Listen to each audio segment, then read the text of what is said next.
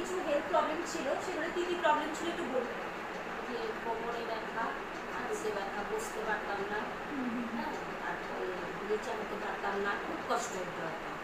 তারপরে এই ইয়েটা খাওয়ার পরে, মেডিসিনটা খাওয়ার পরে আমি একেবারেই একেবারেই সুস্থ আছি, কোনো রকম ব্যথা আমার নেই। তুমি কতদিন খেয়েছো? মোটামুটি মাস দেড়েক।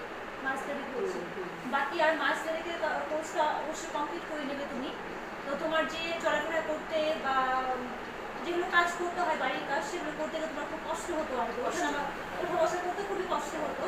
তো পাশাপাশি তুমি কি খেয়েছো? কোলাজেন খেয়েছো, বেস্টিস ক্যালসিয়াম খেয়েছো, আর খেয়েছো তুমি হচ্ছে ফ্ল্যাক্স অয়েল। এগুলো খেয়ে তুমি ভালো আছো, তাই না? একদম পুরো ভালো হয়। এর আগে তো তুমি মানে এই সাপ্লিমেন্ট খাওয়া তুমি মেডিসিন খেয়েছিলে, মেডিসিন খেয়েছি, তাহলে তোমার সেরকম কিছু বুঝতে না, পারো কোনো ইমপ্রুভ হয়নি। ইমপ্রুভ হয়নি। পরে ফাইনালি আমি এসে যখন বললাম তোমাকে এগুলোর কথা, তখন তুমি এগুলো খেয়ে ভালো আছো অনেকটাই, মানে ঠিক একেবারে আছে।